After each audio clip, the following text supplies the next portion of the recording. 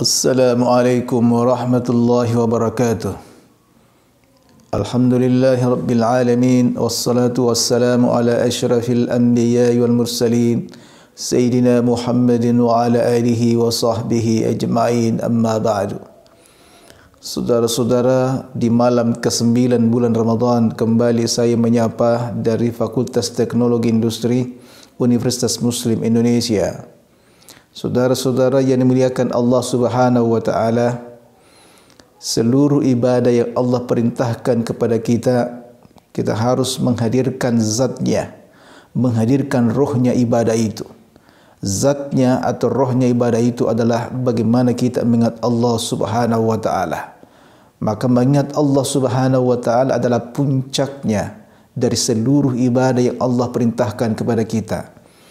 Maka apapun dari ibadah yang kita lakukan, mulai dari salat, dari puasa, dari mengeluarkan zakat, haji dan seluruh bacaan-bacaan Al-Quran kita, zikir-zikir kita, maka rohnya, zatnya adalah mengingat Allah Subhanahu wa taala.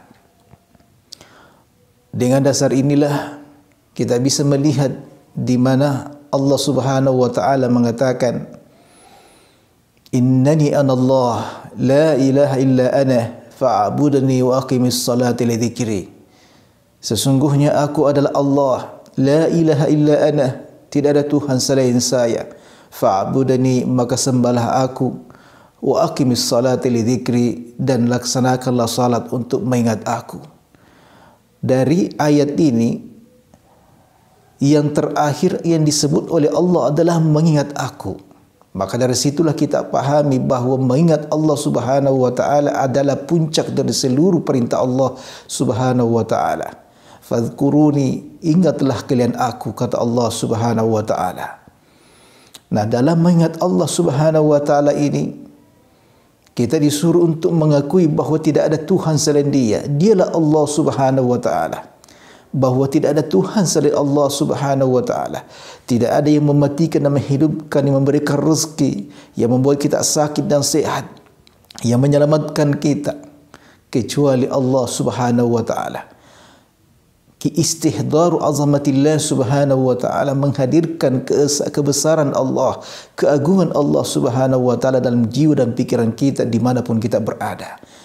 Itulah perintah Allah Subhanahu wa taala. Ittaqullaha haitsuma kunta. Bertakwalah kepada Allah Subhanahu wa taala dimanapun engkau berada.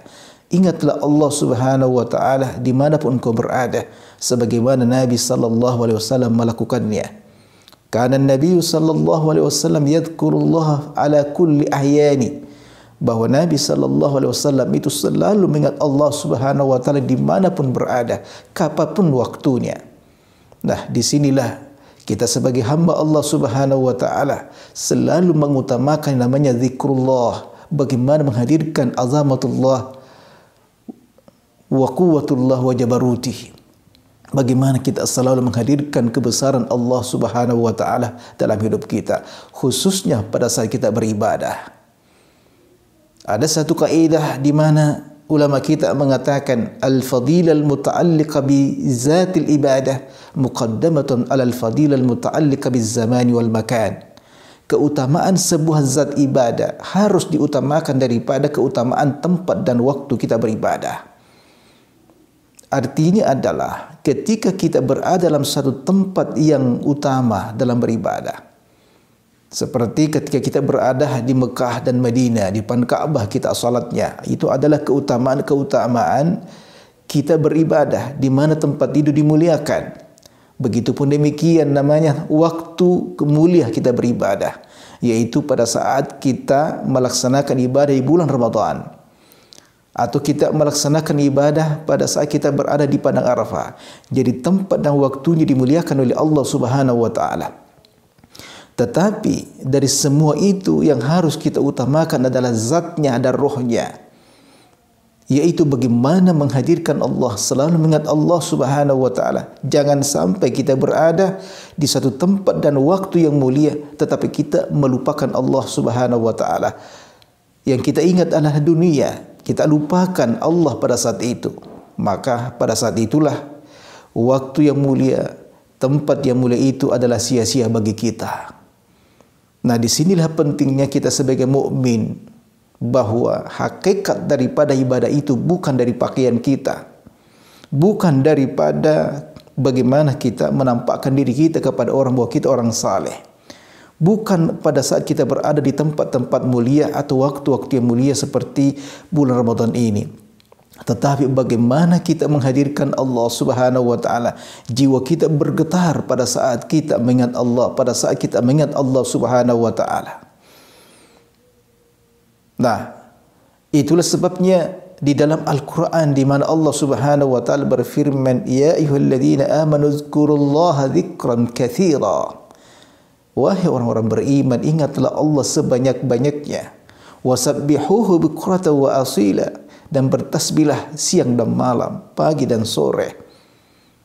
Huwallazi yusalli 'alaikum wa malaikatuhu liyukhrijakum minadh-dhulumati ilan nur wa kana bil mu'minina rahima. Wa kana bil mu'minina rahima.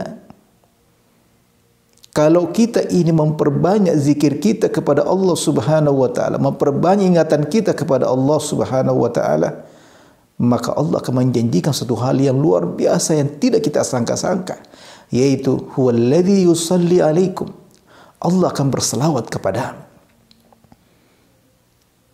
Wa malaikatuhu, dan para malaikat-malaikatnya juga berselawat kepada kita. Nah, kalau Allah bersalawat kepada kita, apa maksudnya? Maksudnya adalah Allah menurunkan rahmatnya dan ampunannya. Bukankah ini hadiah terbesar bagi kita kalau Allah menurunkan rahmatnya dan ampunannya kepada kita? Wa malaikatuhu, dan para malaikatnya juga bersalawat kepada kita. Nah, kalau para malaikat bersalawat kepada kita, apa maksudnya? Yaitu istighfarnya. Mereka meminta ampunkan dosa-dosa yang pernah kita lakukan. Subhanallah, begitu dahsyatnya kalau kita banyak mengingat Allah Subhanahu wa taala.